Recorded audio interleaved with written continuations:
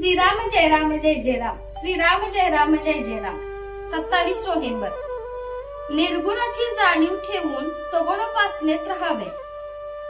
समजा आपल्याला एका गावाला जायचे आहे। त्या गावाला जाणारी आगगाडी धरून आपण तिची संगती करतो। आपले गाव आले की आपण गाडी सोडतो। हे जसे खरे त्याचप्रमाणे निर्गुण हे आपले साध्य असले तरी आज आपल्याला सगुणच खरे मानून त्याची संगती केली पाहिजे।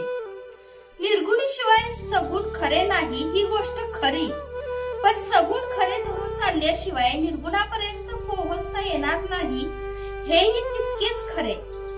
सगुणोपासनेत स्वतःचा विसर पडला की एकीकडे मी नाहीसा होतो आणि दुसरीकडे देव नाहीसा होतो आणि शेवटी परमात्मा शिल्लक उरतो। म्हणूनच आपण निर्गुणाची ओळख करून घेऊन सगुणात राहावे। स्वतःचा विसर जर रामाच्या पूजनात पडू लागला तर निर्गुण आणखी दुसरे कोणते राहिले? परंतु ताप आलेल्या माणसाला ज्याप्रमाणे सर्व कडूच लागते त्याप्रमाणे आमची वृत्ती विषयाकार झालेली, तिला सगुण निर्गुण दोन्ही कुठे गोड लागतात? सगुणाशिवाय निर्गुण उपासना करतो म्हणतो त्याला त्याचे मर्मच नाही कळले। वस्तुतः तो सगुण उपासनाच करीत असतो, पण त्याचे त्यालाच नाही कळत। स्थलात आणि कालात जे देवाला आणतात त्यांनी त्याला सगुणात नाही आणले। ह्या म्हणण्यात काय अर्थ आहे? परमार्थाविषयी आपल्या काही विचित्र कल्पना असतात।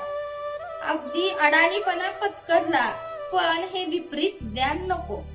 सूर्य हा आपल्या आधी होता, आज आहे आणि पुढेही राहणार आहे।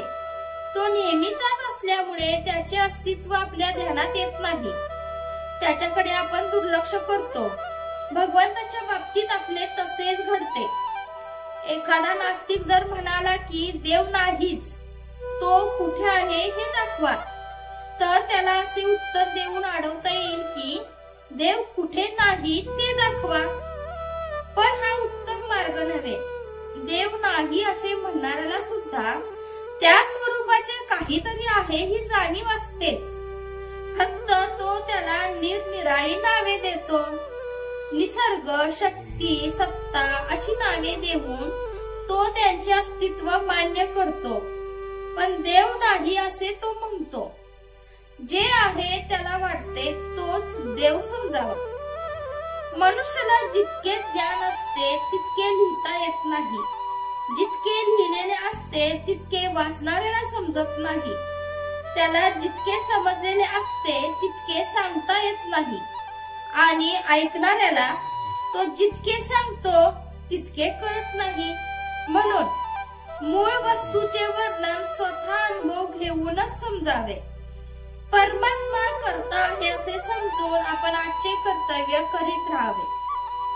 जय जय रघुवीर समर्थ। आजचे बोधवाक्य। निर्गुण हे दिसत नाही, कळत नाही, म्हणून ते अवतार रूपाने अथवा संत रूपाने सगुण रूप घेऊन येते।